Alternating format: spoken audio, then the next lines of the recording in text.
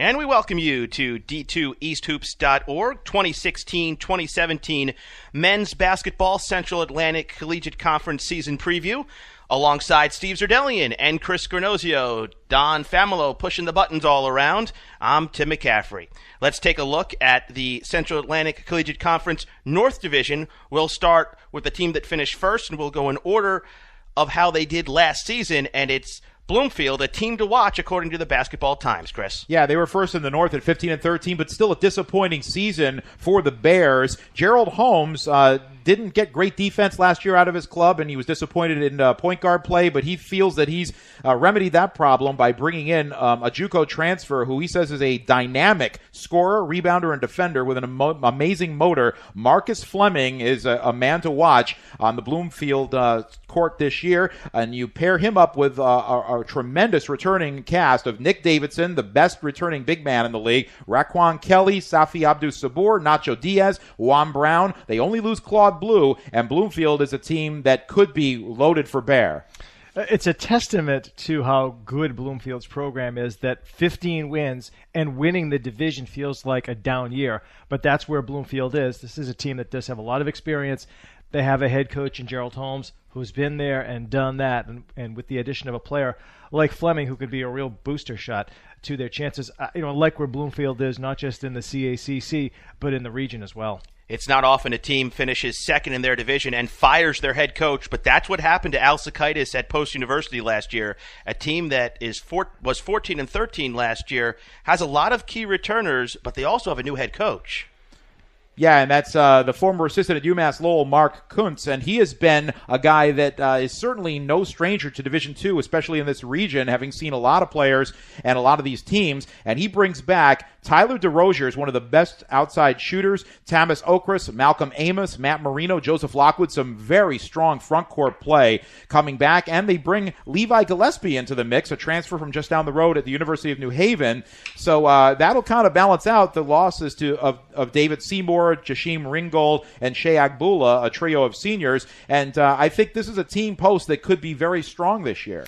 The CACC North was a very competitive division a season ago. It was really compressed for most of the season, and the spread from top to bottom was not that wide. And I think Post took advantage of that last year, despite just one game over 500 in league play, and overall they finished second in the division. But they do have good players coming back. They do have solid depth, and the coaching change may actually be a help. It might just kind of push them to improve even more and not just say, hey, we're in a good place, let's just keep it rolling forward. So it should be an interesting year with Post. I think they'll be in the mix. And Sakaitis in his career did not win a Central Atlantic Collegiate Conference tournament game despite finishing in the playoffs just about every season. We move on to Concordia. Brian Sunday, the coach at Concordia, 13-16, third in the North Division last year, and boy, do they return a lot. Yeah, there's a lot of good players here, and I think they're, if you want to call a 13-win team a sleeper, I think maybe Concordia could be that. Stephen Milhaven, last year's CACC Rookie of the Year, is back to lead the troops. Jalen Heath among the other attorneys, and they get Jamie Holder back, a talented scorer who was limited to just a single game last year because of injury. So not too many losses for the Clippers. A lot of players back and a feeling that they underachieved maybe a little bit last year. Yeah, Peter Aguilar is a notable loss, but really after that, A.J. Burton and maybe one or two other players that didn't see a lot of minutes. So Brian Sunday has this team primed to make another big step. They had some key wins last year, including a big one at Southern New Hampshire University, a team that went on to obviously the NCAAs, and they were the defending regional champs. They won on the road in Manchester. So I think Concordia certainly has gotten some taste of success in the last couple of years, and Brian Sunday has gotten a little bit more out of them every single year. He's recruited well, and Stephen Milhaven, as you mentioned, Steve, he is a tremendous, immovable object down low, and he's got a nice touch for a big man, lots of double-doubles, and he can only get better from here. You're listening to the D2EastHoops.org CACC season preview. Dominican College is next. Joe Clinton has a roster of over 20 players right now. Chris, you'll have to pare that down come the start of the season. Yes, he will. Some players will redshirt, but Joe Clinton in his 26th season at the helm of the Chargers, and he loses his son, who was a very serviceable point guard, one of the best playmakers in the conference. Sean O'Reilly and Will Wise are also gone, along with Altine King, but he does return quite a few good players, and quite a bunch of new ones come in the mix as well. So the Chargers seem like they have plenty of options at the very least. As is the case for a lot of teams when you get an infusion of players into the mix with some attorneys. You just don't know how it's going to play out. Dominican, one of those teams in the middle of the pack in the North last year.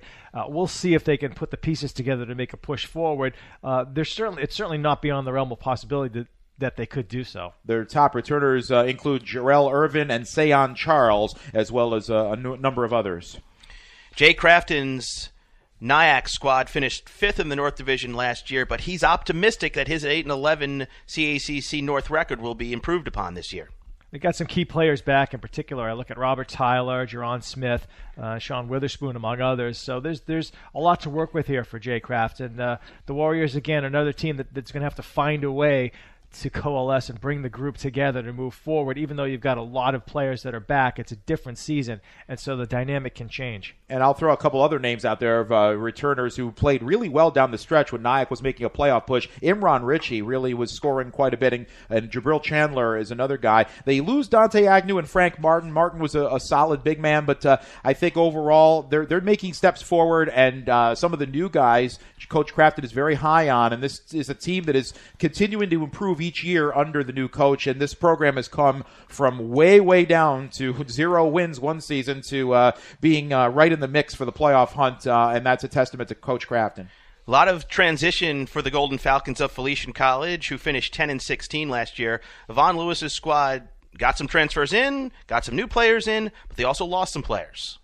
Yeah, for Felician, the key loss is JV Miavavalulu, my favorite name to say in the conference and in the region last year. Also, Marco Kozul, who transferred to Mercy across the river. But I think overall, Felician does have some other transfers that are coming back the other way, including Bryant Webb, a point guard from LIU Post, who got some serious playing time last year in the East Coast Conference. Also, a JUCO transfer shooter named Jamir Stanford, who was a teammate of CACC scoring champ Tair Ponzo-Meek, who plays at Wilmington. So if he could be anything like that dynamic player, we're going to see quite a bit of improvement from the Golden Falcons.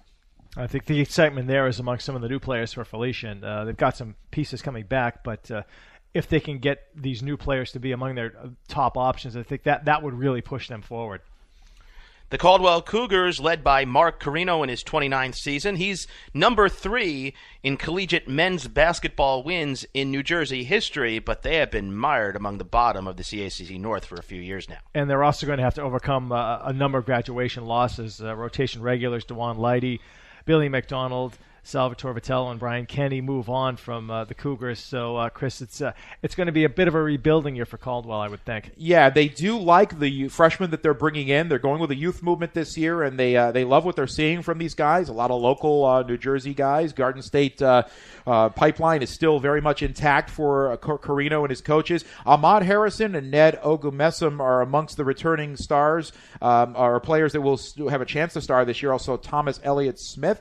And Mark Carino is looking to kind of reverse fortune this year, and he feels he has the players that can make some strides this year. And we appreciate you clicking on to d2easthoops.org alongside Steve Zerdelian and Chris Granozio. I'm Tim McCaffrey. Don Familo still pushing those buttons all around right over there. It's the CACC South season preview, and in the CACC South, you didn't have to go outside of Philly as all 4 schools locked up the South Division playoffs last year. And the top 3 sported the league's best overall records, and the team that finished first last year was Holy Family. They hosted a regional, were stunned in the first round as the 1 seed as they lost to Southern New Hampshire, the 8 seed, and they returned nobody. Never in the history of the region have you ever seen a team lose everyone. They're not an expansion team. They just lost everybody. Only 11 points return out of 2,472, Chris. R.C. Kehoe must be pulling out what's left of his hair. No, R.C. Kehoe is always welcoming of a challenge, and the coach of the year in the CACC is saying bring him on. He's got a bunch of freshmen, just 1 transfer coming in, and he's ready to take on the world right now, and he thinks his team could be better than expected. They were 26-6 last year, best record you could say that they've ever had as an NCAA team.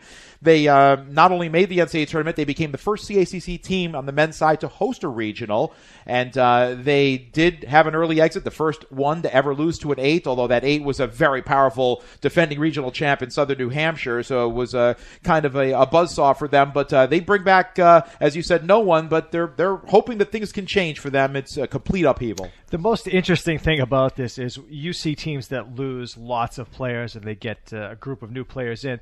But in large part, there are always more transfers or upper-class type players, non-freshmen mixed in. Look here, and we've got 10 freshmen and just one JUCO transfer. So what that tells me is that R.C. Kehoe is a coach that is confident and has the backing of the program with him, so he can bring in a young team, and if they struggle, it's okay. He's proven that he's a good coach, so it'll be interesting to see how they go about it. Not going to be a lot of pressure for the Tigers given the situation, Chris. Yeah, and I think the one thing they really have to focus on is to find someone that will take over the leadership reins as Reggie Charles did last year. He was the quarterback of last year's club, a tough hombre, and I think if they can get anybody that's even remotely like him, even a younger version of him, then they will certainly be on the path to regaining some strength. There are certainties in life, guys. Death, taxes, and Herb McGee having a winning record. The Philadelphia Rams head coach, Hall of Famer in his 50th season.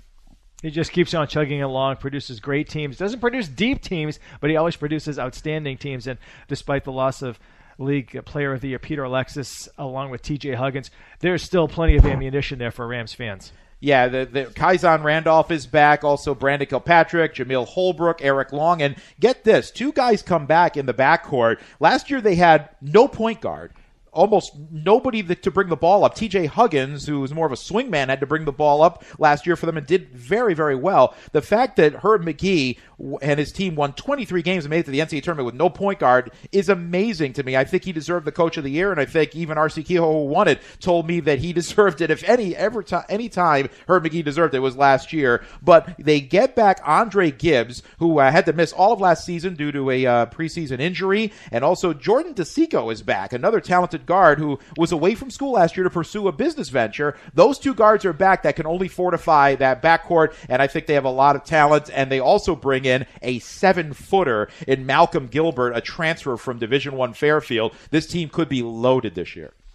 The saying goes, big men win games, guards win championships. Well, Sciences, who finished 3rd in the South Division of the CACC last season, lost a lot of good guards. Yeah, Sho De Silva, T. John Casiello, and Wes Kerr, all perimeter-type players. Wes Kerr, one of the best defenders, maybe in the whole conference. T. John Casiello was a steady point guard, not a scoring point guard. Reminds me a lot of Pat Delaney, the former St. Anselm point guard, who didn't score but could distribute and run the whole show. And Sho De Silva was a freak show of athletic excellence. Dave Pauly loses those guys, but he still brings back Sho's younger brother, Flo De Silva, who is a tremendous point guard and one of the fastest players you will see. Will Gregoritz, the fantastic sophomore point guard, now becoming a junior. I said point guard, he's a center. And also John McGill and Brandon Crawford will get a chance to move up the echelon and move into starting roles, and a lot will be counted on them and the freshman class to bring Sciences back to a respectable level, as they have been fantastic the last couple of years.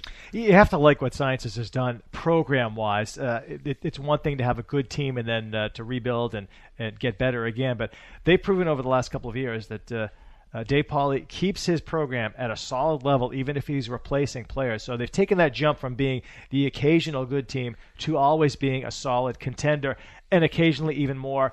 Whether they are this year or not, we'll have to wait and see, especially with the uncertainty at Holy Family in terms of what they're going to bring back. But you could easily make a case for Sciences being the number 2 team in this division. Yeah, and Sciences this year also brings in a freshman guard, Tom Gregoritz, who is the younger brother of Will, the junior. So that means that Dave Pauly, the head coach, will have his 5th set of brothers in this program in the relatively short NCAA era of the University of the Sciences. But this team could be a surprise this year. When it looks like they lost a lot, they could still be pretty potent. Speaking of teams that could be a surprise in the CACC South, where you would have to think second place is wide open up for grabs this season, is Jesse Balser's Chestnut Hill squad. They finished 13-15 last season. Overall, they're trending in the right direction. Yeah, they lose Luke Dixon and Noel Hightower, who were experienced veterans, but they do bring back Edward McWade, a very talented lefty forward. Also Demetrius Isaac, a playmaker that can be very, very exciting and electric. Dakpe Yiljek is back. Also Liban All, Gerald Everest. But Chestnut Hill also has a very, very good work ethic. They're one of those lunch pail type of teams. They go out there, they play hard every day for Jesse Balser. They're never an easy out, and this team is going to be also very experienced and hardworking. One key addition for the Griffins could be highly regarded guard Nasir Bell, who's a local player. So add that to the mix, and Chestnut Hill. You said it. A team that's very interesting to watch. 13 wins a year ago, and they're rightly optimistic about improving on that this year. Thanks for tuning in to D2EastHoops.org, CACC South Season Preview. The Lightning of Goldie Beacom, 5th in the South Division last year, 10-18, with a new head coach and a lot of returning players. Well, taking over for Chuck Hammond is TJ Dekmar, and he's got a lot of veterans to work with. Players like Shaquem Wilson and Corey Tate, among others, for the Lightning. And they've got the potential here to have an improved season. We'll have to see how the transition goes coaching-wise, but the cupboard is not bare. Yeah, Chuck Hammond stays with the school, but he moves up to a more administrative role. He also was the athletic director, now moving over to the dean of students role, and we wish him the best. And he'll still be around. He'll miss the coaching, but TJ Dekmar, who was his assistant for the last 2 years, very capable hands, he says, for the program. They'll lose Jarrell Lane and Algeron Torrance, but they bring back a lot, as you said, Wilson and Tate, also Sameen Swint, Paris Ridgway Higgs, Elijah Tillman. They have a lot returning, and they could be a very good defensive team, and defense could really be their key to success. The Wildcats of Wilmington University, 10-18 last season, a disappointing 5-14 in the South Division, especially after getting off to a good start last year. Dan Burke's squad, I don't think expects to be quite as bad, finished with the record as poorly as they did last year. Well, they bring back Tyre Ponzo-Meek, and everything just starts with him. This was the leading scorer in the conference last year, in the region, as a matter of fact, and he is tremendous. A scoring point guard who sets up his teammates well and just can take over basketball games, gets to the rim a ton, scores on a lot from the line, and he'll be setting up guys like Brian Atkins, Omari Dill Pettiford, Drew Johnson. Tajay Allman is also back in the mix. He sat out last season due to an injury, and last year part of their problem, Wilmington, was also the fact that they lost key guys to injury, and they had a defection in the middle of the season, but they also lose Sam Sanders and Shai Henry to graduation. But this is a team, Wilmington, that could be primed to move up the ladder and into a playoff position. When you talk about Ponzo Meek and things start with him, the key, I think, is for Wilmington not to have things end with him. They've got to surround him with some other players who can take the pressure off and spread things around a bit. A couple of additions here. They got 3 junior transfers coming in, including Nick Richards, who had a great season last year at Kirkwood Community College. So maybe the addition of some seasoned players to the mix can really help the program and propel them in the direction they're looking to go. Yeah, Richards led his JUCO team to a Division II national championship, so they're high on him. The Lions of Georgian Court University have their 3rd head coach in 3 seasons. Terrence Stewart takes the helm this year. It's a team that hasn't been able to finish games, and they haven't been firing on all cylinders the last couple of years. Yeah, and really the returning players are the keys here. Juwan Carter and Keith Hughes were very, very good last year at scoring. Not always the most consistent players on the court, but they are certainly talented enough to carry the load here. Also, Michael Pierre, Nikola Vujovic, and they only lose one player that got any significant time, and that was the 7-foot Croatian Jakov Pilic. But this is a program that's still very, very young, and as you said, only 3 coaches in their 5 years, 3 straight years of a new head coach. So there's a lot of work to be done, but really the expectations have never been very high, so they can only go up from here. I think all 3 of us here expect Bloomfield and Philadelphia University to make the NCAA tournament this year. Is there a 3rd team that either one of you see that could catch up and make this a 3-bid league? I say Concordia just because they bring back so much, and they have had a taste of it the last couple of years, lost some really close playoff games. I think they have a chance. If they can get their first ever home playoff game in program history, I think that could propel them to the semifinal weekend, and maybe they can have enough wins. It's going to be difficult for them because they have so many non-conference games away from home and against much better competition. But if they can hold their own in those games, even win half of those games, then they're going to have a really good resume. It'll be hard for the NCAA regional committee to turn them aside. I would say keep an eye on Sciences. They do lose some players, but there's some players back, and the culture is very good there.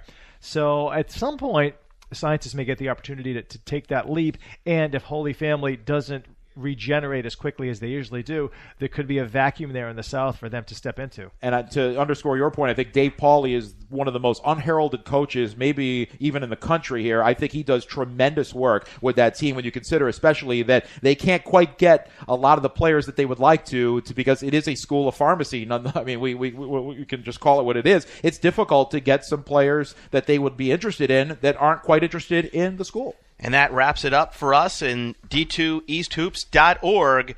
That's the Central Atlantic Collegiate Conference 2016-2017 men's basketball season preview. For Steve Zerdelian and Chris Granozio, Don Familo on the controls, I'm Tim McCaffrey. Thank you so much for joining us, and stay tuned to more previews right here on D2EastHoops.org.